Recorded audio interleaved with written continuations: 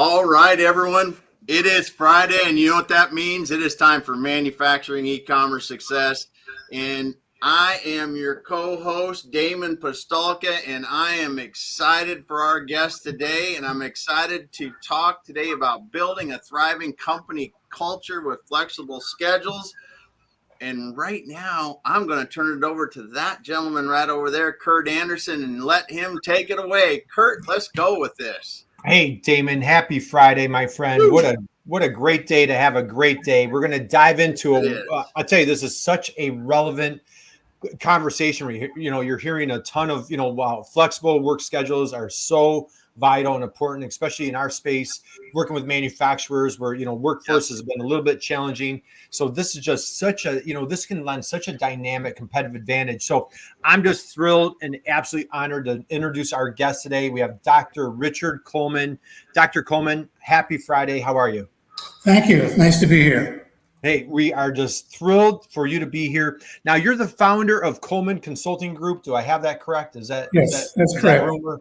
Now, that was a rumor. I just want to confirm that. There's truth to that rumor. Is that correct? Yes, there is. Okay. And also, you've written a couple books. We're going to dive into that. Now, Dr. Coleman, your specialty, your expertise has been flexible work schedules as far as sleep patterns, that type of thing. Now, I want to go back in time a couple years, maybe 3 or 4 years. But when you were a little guy growing up, Dr. Coleman, who was your hero? Who did you look up to that you just thought was the most wonderful person on the planet? Who was your hero when you were a little guy growing up?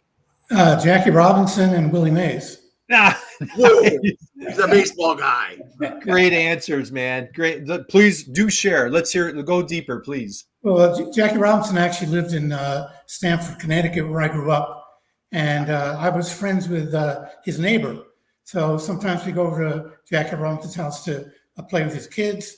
And one time I met him. I was about 11 years old. My mom said, "There's Jackie Robinson. Go meet him." I shook his hand. He said hello to me. And so he's always one of my heroes. Wow. And then Willie Mays. Are you kidding me? Willie Mays, I went to a game at Wrigley Field. And I figured out that he was being interviewed in the press box. And I figured out that he had to walk through the stands to get back to the dugout. So I waited for a half hour. And when he walked through the stands, I was there to shake his hand. Oh, my goodness. Two legends. I tell you, what a great answer. I didn't know where we were going to go today, Damon, but Jackie Robinson, Willie Mays, two of the greatest, just two legends, right? And I believe my goodness. My goodness. I'm always reluctant to do this. I think that Willie Mays, did we just lose him recently? Am I close? Yeah. I think we just lost him. I think we just lost him recently. So, Dr. Coleman, thank you for sharing that. Those were two, and you shook Jackie Robinson's hand. Can you believe that? Oh my goodness. Yeah, my mom was so wonderful. She said, "There he is. You got to go meet him." And I just went over and shook his hand and said hello to him. Wow, what two absolute legends, just not even in baseball, just two legendary human beings, two class acts, and just, oh my God, I got goosebumps even thinking about that. Damon, we got a couple people here saying hello. Leslie stopping in. Hey, Leslie, how are you doing today? She said, "Hello, all. I'm tuning in from New York, and I look forward to the conversation."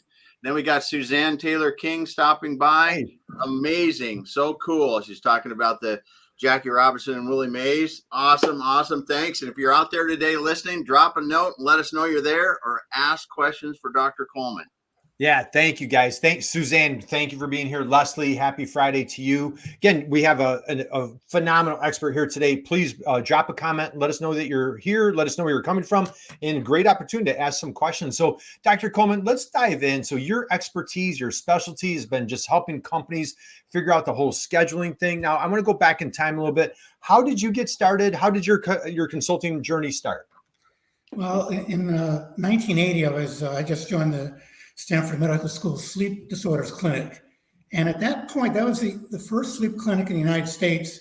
There were only 10 altogether. Now there are hundreds. Yeah. And so a couple of patients came in who were shift workers with sleeping problems. And when we looked at what their work schedules were, we figured out we couldn't help them individually. We had to change the schedules. And in a lot of our research papers that we published about circadian rhythms, we put a little paragraph in there saying this might apply to shift work or jet lag. And one day, a newspaper in Utah, the Deseret News, sort of took our article and made a big deal about it. And a manager at a company out there, Great Salt Lakes, a chemical and mining company, he actually called us at Stanford. And we talked to him on the phone. And then there were three of us who went to that plant. We knew nothing about shift work at that time. And over a 2-year period, we went in there and we changed the schedules dramatically. And when we changed the schedules, so what they were working at the time was basically rotating shifts every week. Yep. 14 out of 15 days in a row. So they didn't get a lot of days off, 7 days off a month. And we changed the schedule so that they rotated shifts very gradually and very slowly and didn't work as many shifts in a row. And it turned out productivity went up 20%. So the Wall Street Journal picked this up and put it on their front page of the second section. And then we were on the Today Show. And all of a sudden we had 5 different companies calling us up and saying if we could help. And I was basically doing the consulting and working at Stanford. And finally, I decided to leave Stanford on a full-time basis in 1984. And I started consulting, and that's how the business grew. Oh, wow. That is phenomenal. Isn't it fascinating? You said there were 10 sleep centers in 1980. So Damon, 40, 50 years ago, like sleep was not a priority apparently. And so just, and these schedules, so let's go back in time, Dr. Coleman. What were some common schedules that you were seeing that were really causing a lot of these challenges? Well, the most common shift work schedule in the U.S. in the 80s was something called the Southern Swing. I guess it started down the South, but basically you'd have 4 crews, and they're always working 8-hour shifts. So on any given day is a day shift, evening and night. But if you were on the schedule, you're going to work 7 days in a row, 1 day off, 7 evenings in a row, 2 days off, and 7 nights in a row and 4 days off. So you're constantly, basically having jet lag constantly. You're bouncing around and you're not getting enough days off. In fact, very often the schedules rotated, we call backwards. They went from days to evenings to nights, which is sort of like traveling eastbound. It's a lot easier to travel westbound for your body clock and jet lag. So that was basically schedules with not enough time off, rotating too quickly, and rotating the wrong way. And that was the most common schedule. Wow. Yeah. What a powerful discovery. And so, was that kind of a, hey, this is just how we've always done it? Like there was on nobody's radar, like, hey, we're causing some problems here. That's right. It's the way we've always done it. And it was very hard to get people to change because the people who couldn't hack the schedule, they had dropped out, and some people adjusted to it and they were used to it. And there was some overtime built in the schedule. So in general, employees were scared to change. So it took many, many years. Now you don't see that schedule much anymore. Mm-hmm. And it's very rare to see that kind of schedule. So wow.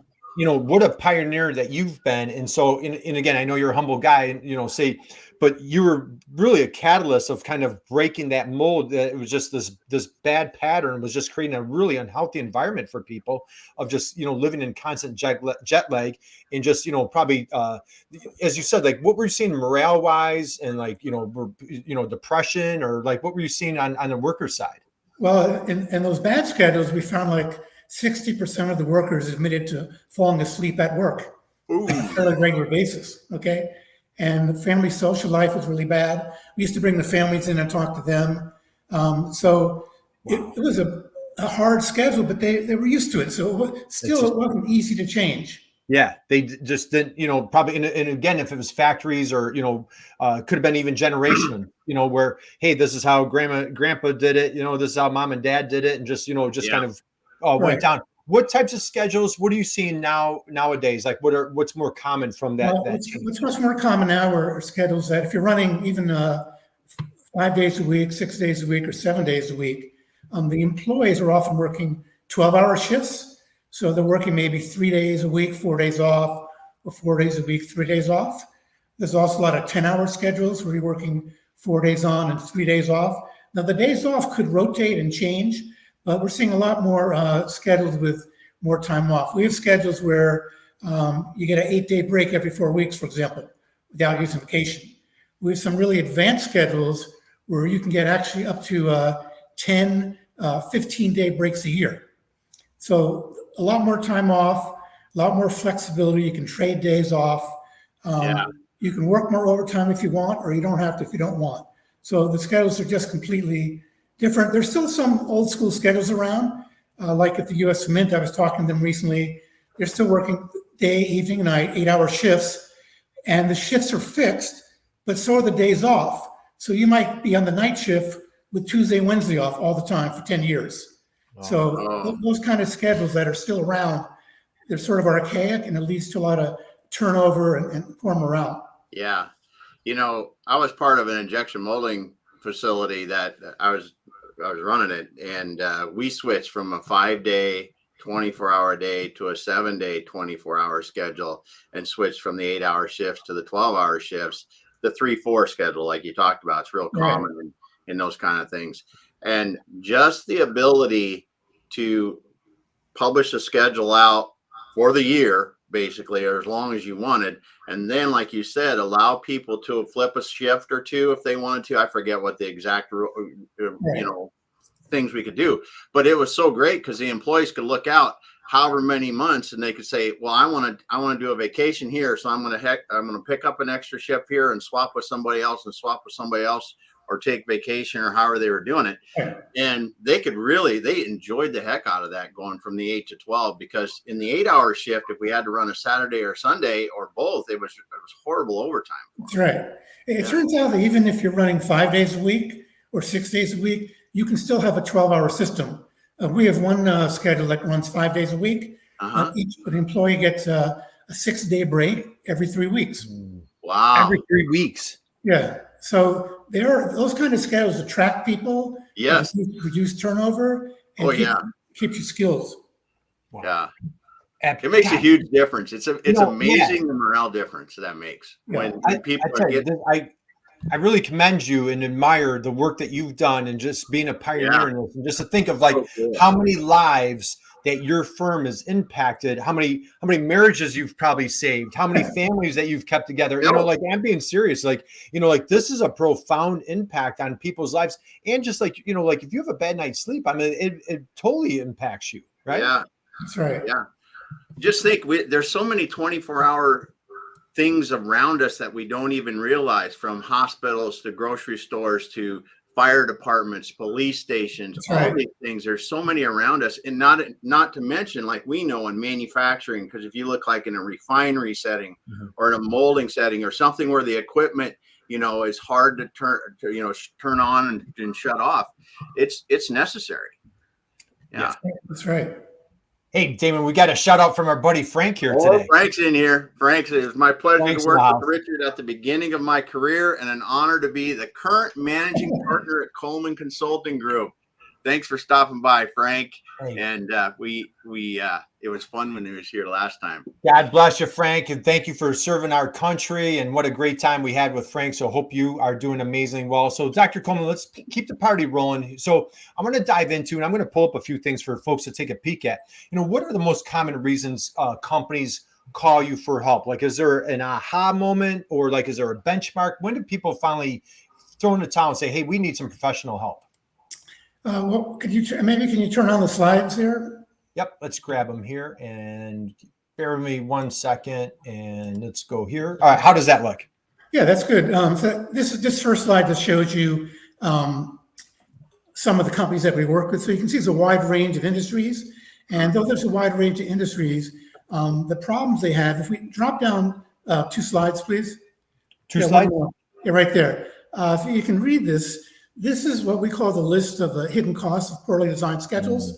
So we get called in for a lot of reasons. It could be reduced productivity, capital utilization is too low. Lately, a lot of reasons we get called in for is a turnover. So people are leaving. Now, when someone turns over, it's a cost to it. Not only is the cost for hiring someone, but while that person is gone, you're using overtime. Also, the new people who you recruit, let's say they put them on the back shift, they're not as experienced, so they might not realize when there's a problem, so the lines go down more often. So it's been estimated that for each turnover for an employee, let's say an employee costs you $80,000 a year with benefits, it costs you about $40,000 in costs for each turnover. Oh, wow. So what we do when we go work with companies is we take this list here and we try to turn all these issues into dollars. And if there's enough dollars at stake, then we say, go ahead, we're going to try to change the schedules. And most companies will find they have some issues like this, like they might have skill imbalance, that the back shifts may be much weaker, they don't have training built in, and so forth and so on.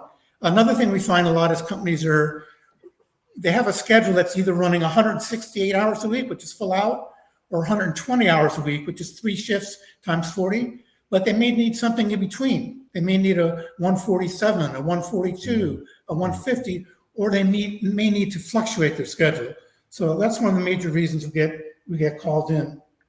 Awesome. Okay. So as you're showing, and I'd love for anybody out there that's in HR, or maybe you're facing these challenges or struggles, grab a screenshot of this list right here, reach out to Dr. Richard Coleman, reach out to our buddy Frank, and they are absolutely here to help you make your life more easier, your team more productive.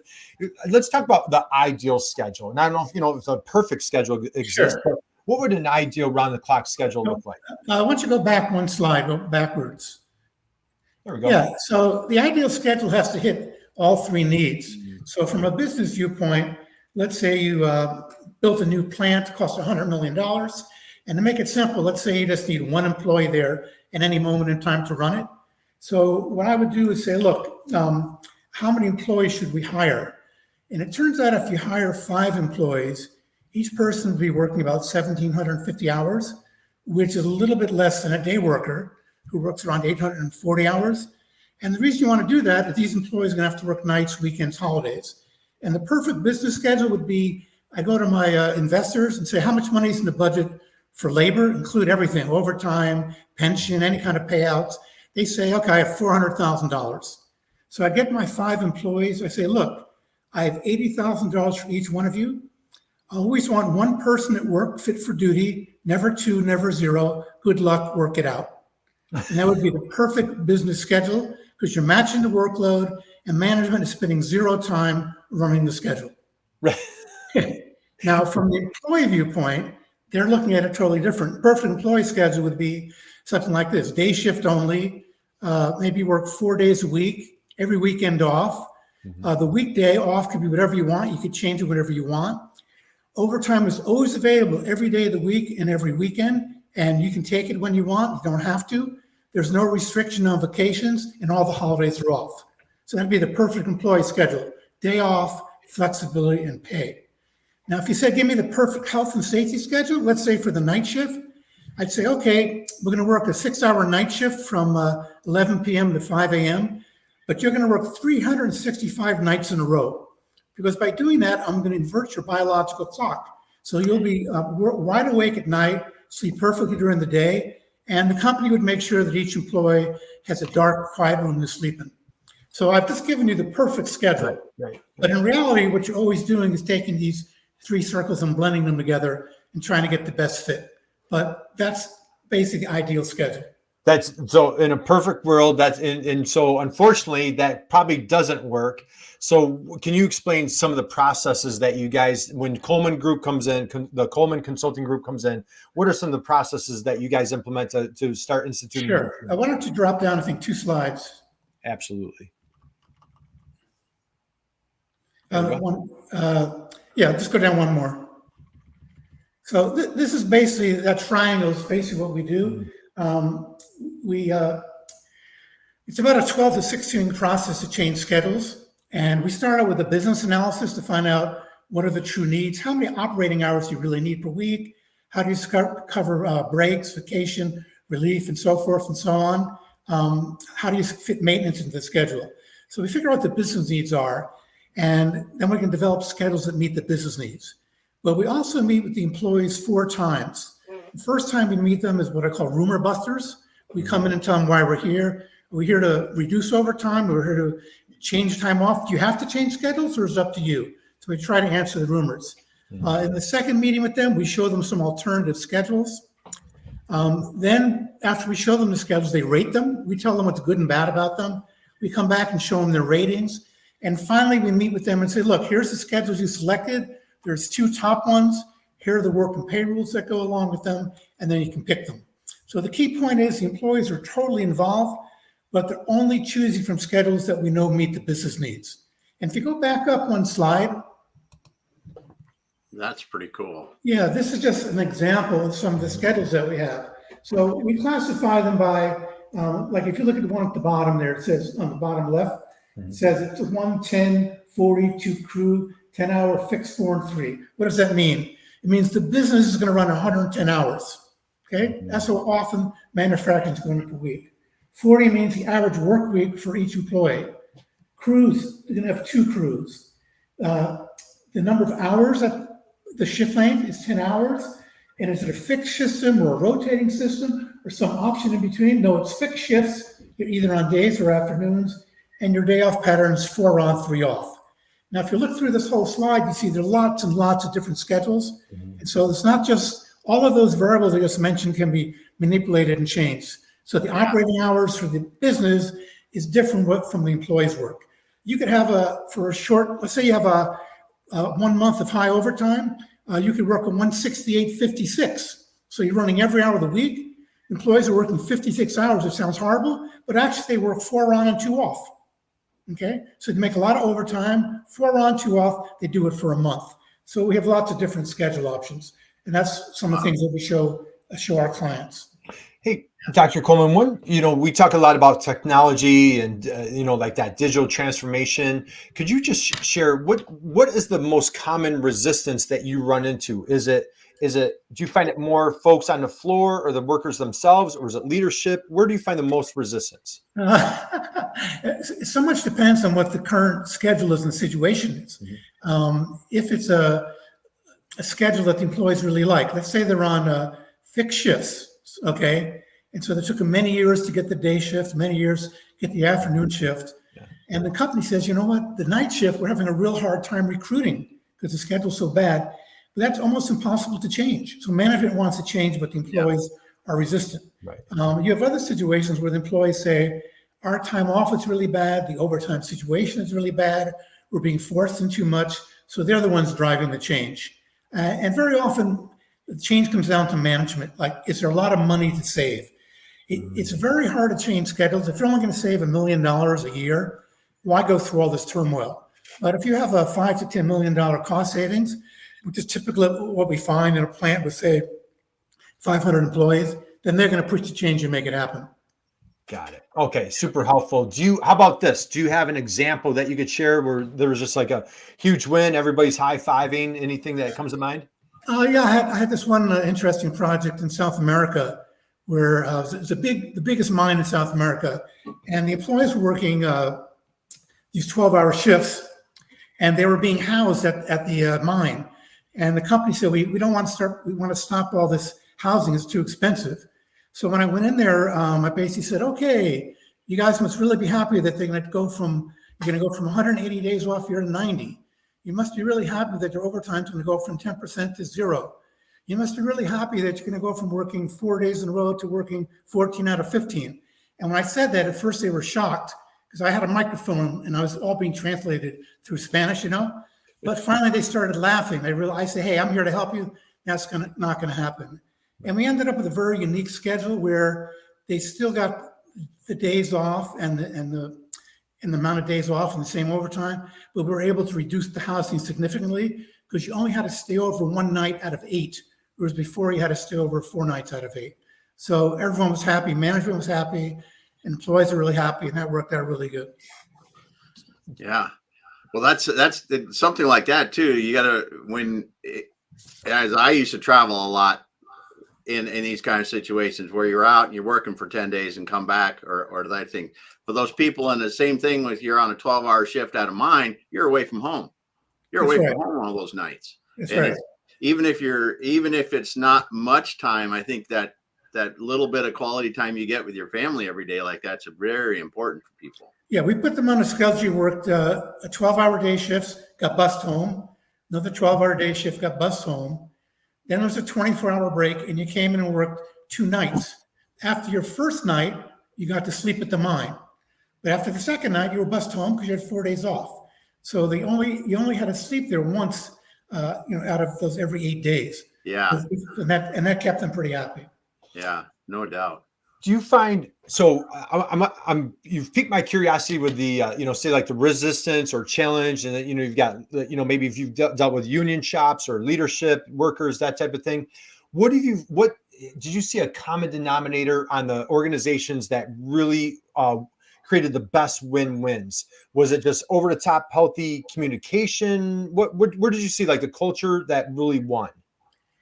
The cultures that really win are where they have a lot of employee involvement to start with. Okay. So, for example, Procter and Gamble, they have the shift workers are working directly with us on the projects. They're looking at all the options. They're looking at the business needs. Sometimes in the unions, like the steel workers, they realize that they really needed to be more productive and lower costs. So, right, we'd share with them the business analysis. They'd see how this schedule is going to save money, and if they save money, that's more union jobs. So basically, it's the companies that have the employees or the union involved right from the beginning on looking at the business needs. That's better than when the employees are sort of blinded from the business needs and they just show up. So why are you guys changing schedules? Right. So you really want to communicate what you're doing. And the companies that do that routinely, they find these projects not as hard to do. So what I'm hearing is, so obviously trust, right? So if there's challenge with trust going into the conversation, where workers are a little concerned about trust with leadership and that type of thing. Did you see that when companies had like real solid foundation of trust going in, that created a better environment or a better win for you? Yeah, it's a much higher chance of actually implementing a change. If I go into some of the auto plants, like the UAW, their contracts are so fixed in detail and they're so advantageous to the employees that they almost don't want to change anything. They just like the benefits they have, and any kind of schedule change seems a threat. And if you start out your meeting, if you're working with the same people who negotiate the contract, say from management and the union, it's very hard to get a change because they're just into negotiating right from the beginning. So what you want to try to do is work directly with employees as much as you can. Got it. Okay, excellent. Boy, this was a masterclass. And this can stem down to even, small manufacturers. It could be a small retailer, Yes. just really that communication, building that trust, and just really trying to create and bringing employees in for ownership to explain to them like, hey, this is why we're doing this. We're not doing it just to disrupt your life, or, we're trying to create a more productive, more efficient. How can we as a team be more competitive? There have been some tough situations where in the rumor busting meetings, I tell them, look, we're either going to change schedules and lower costs or the plant's moving to Mexico. That's the way it's going to be. So you have a choice. You can sit there and just fight the whole program and just not implement anything, or implement the best choice among this bad situation. So it's really important to be brutally honest when you're meeting with the employees. Yeah. We got a lot of comments here, Kurt. Let's do this. So Frank dropped a comment here. It says, if you change schedules the right way, there should be a positive effect on working capital. And we're striving to match workforce to workload with the goal of less overtime, less idle time, and more operating efficiency. The key is making the right changes for your business. And so he's and asking the person that asked the previous question about connecting and talk about that. But yeah, it is that real combination. And then we got Leslie stopped with another comment. She said, when everyone is involved in the change, there's less resistance. So that's what you said, Dr. Coleman, when those employees like at Procter and Gamble, he said, when they're involved right away, it works. And then when we talk with Leslie has another comment, when we talk with our teams versus at our teams, there will be less resistance to change. That's right. And what you said, though, Dr. Coleman, I love your 4-step process with the employees, your myth buster meeting, the first one right off the bat, because you're just laying the thing, putting that to rest. This is what we're here to do. And this is why we were doing it. So I think that's a great way just to stop that rumor mill before it starts. I was at one plant, I can't remember who it was, but the supervisor introduced me and he said, Dr. Coleman's just here to help you to make you healthier. I said, I'm sorry, that's not the truth. We're here to cut overtime and save costs. That's why we're brought in. And so, they appreciate you being honest. That's all. That's right. And Damon, he did save a lot of marriages. I think it'd be fascinating to see how many marriages Dr. Coleman saved over his career, right? And same for Frank. just there's so many detrimental long-term effects to people that work these schedules that are way too many. You see, you'd see people sometimes working 7 12-hour shifts in a row, and it's like we are not made to do that. That's right. And just think of like, and I don't know, Dr. Coleman, I'm sure, you've seen this with like how many kids, how many soccer games were parents able to attend, or dance recitals, just because they could have a say, like Leslie and Frank are saying in the chat box, because they participated with these folks, and these organizations were wise enough, if I can use that word, to bring in the Coleman Consulting Group to really figure those things out. Well, some of our schedules are designed specifically. They have unlimited trading of days off without permission.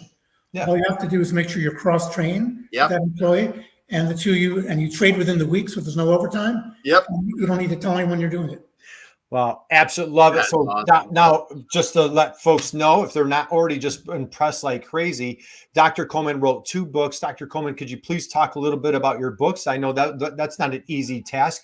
We have the 24-hour business and Wide Awake at 3 a.m. Just share a little bit about your 2 books. Yeah, the Wide Awake at 3 a.m. by choice or by chance was written around 1984 when I was the co-director of the Stanford Sleep Clinic. Okay. So it had chapters on insomnia, chapters on hypersomnia, people who are excessively sleepy, chapters on shift work, jet lag. So it's a general book about sleep. Mm-hmm. And the book I wrote in 1995, The 24-Hour Business, was basically a book about shift work scheduling, and had a lot of case examples. And it talked about those 3 circles: employee desires, business needs, and health and safety. And there are a lot of examples in there how that worked. I even had that slide I showed you earlier, the hidden costs of poorly designed schedules. That was in that book from 1995. Nice. Excellent. So hey, go out and get those books. They're a couple of classics. What a great conversation here. So anybody out there at your business, you're looking to create a more flexible work schedule, Dr. Coleman and his team, Frank, are of course just wonderful assets to help you take things to the next level. Dr. Coleman, I have 2 last questions for you before I know you're super busy before we let you run. One question I love to ask, as an entrepreneur, now you started in academia. Did you see yourself going into becoming an entrepreneur? Not really. I knew when I was basically involved in sleep research starting in 1973. And anytime you mentioned to someone you were doing sleep research, they got very interested. So in the back of my mind, I said, well, maybe someday there'll be something here with jet lag or shift work, but I never really thought I would end up doing this. And I really got the company started with, I borrowed $5,000 from my dad, and I sent out some direct mail, and boom, I got like 5 clients. And I got started in 1984. So I didn't know it was going to happen like that. I had no idea. What an inspiration. That's and awesome. Here in 40, you're the 40-year accidental entrepreneur. How about writing that book, Dr. Coleman, right? Who saw that coming? So as an entrepreneur, leaving academia, going into entrepreneurship, say there's a young Dr. Coleman out there, a young entrepreneur, what would be the best business advice that you feel that you ever received or that you'd love to pass along? Well, number one thing is have an expertise in some field. Doesn't have to be a big field, but be an expert so you have credibility. Okay. The other thing is I hired sales consultants, great sales trainers to teach me how to sell. And I also hired great marketing people to teach me how to market. And after that, the next thing you got to do is hire a really good executive assistant to help you run your business so you can spend your time doing the most important things. So those are the lessons I learned. Get help. Know what you're not good at, but get experts to tell you what to do. Well, no, brilliant advice. Drop the mic right there. And that's awesome. Big shout out to Rebecca, because I know Rebecca got this meeting set up today. Yeah. And we give a shout out and thanks to her. And so, all right, Dr. Coleman, first off, I want to thank you for your brilliant advice. This so admirable, the work that you've done over your 40-year entrepreneurial career. Before I let you go, since you are a baseball fan, I have a baseball question for you. So are you ready? Are you sitting down for this one, Dr. Coleman? Well, if it's a current baseball, I'm not really up to date, but if it's an old question, I might be able to help you. It's an old question. So let's go back. So your team, if you're Willie Mays, are you a Giants fan? Yes. Okay. So let's say the Giants are playing the dreaded Dodgers. Okay. You with me? Yeah. So it's you're in San Francisco. It's the bottom of the 9th. The Giants are playing the Dodgers. Okay. There's a guy on second base. There's 2 outs, bottom of the 9th, tie score. tie score. The manager of the Giants looks down the bench and says, "Hey, Coleman, grab your helmet, grab your bat, go up there, hit in the winning run." Okay. As you walk up to the plate to go hit in that winning run, what is your walk-up song? I don't know. My walk-off song. Jeez. I wish I had wasn't it the Giants song was like "Go Baby Go" or something like that? Go, Yeah. baby, go. Hey, that's a perfect. Yeah, That's I a think good you're one. right. So that's a great answer. So, and maybe if since you're such a sound sleeper, but if you wake up and you have another wake up song, you drop Damon and myself an email. Yep, Let us know another drop us a note. wake up song. So, thank you for playing Okay. along. So, hey, how about we're going to wind down? And any last words of wisdom, any parting shots that you want to share with us, Dr. Coleman, as we close out today? No, I just want to say I want to thank you guys for having me. And the only thing I would say is one of the advantages of having a shift consulting firm to help you change your schedules is we've dealt with thousands of shift workers and thousands of schedules. So a lot of companies, they sort of focus on the answer first, and that can get you into trouble. So you're better off building a schedule and letting the employees choose from a variety of them. Right. Mhm. And take a page out of Dr. Coleman's book, Let the Experts Do Their Expertise, and your business is going to be that much better. So connect with Dr. Coleman on LinkedIn and his team at the Coleman Consulting Group. Check out their website. And Damon, hey, how about a big round of applause for Dr. Coleman for just absolutely crushing it today. Thank you. Thank Sharing you. his expertise. Thank So you, guys, guys. we want to close out and just want to wish you an amazing weekend. And just, Damon, as I love to say, just go out and be someone's inspiration, just like Dr. Coleman. Damon, take it away, my friend. All right. Well, thanks everyone for being here today. Thanks, Dr. Coleman, for dropping all that knowledge on shift schedules, the research you've done, how it can help the companies. I also want to thank Leslie and Frank, and who else we got in here? Suzanne, for dropping those comments in here today. And we want to thank all you that were listening but didn't drop the comments. We know you're there. We appreciate you. We want to let you know that every single week. We are happy that you're here. If you got in late and didn't hear it from the beginning, go back to the beginning and start over and listen to Dr. Coleman, because if you are wondering how you can change your shift schedules, learn more about that and how to create a better workplace, you're going to want to listen to this. Thanks, everyone. We will be back again next week. We're going off the air for now. Have a great weekend. Thank you.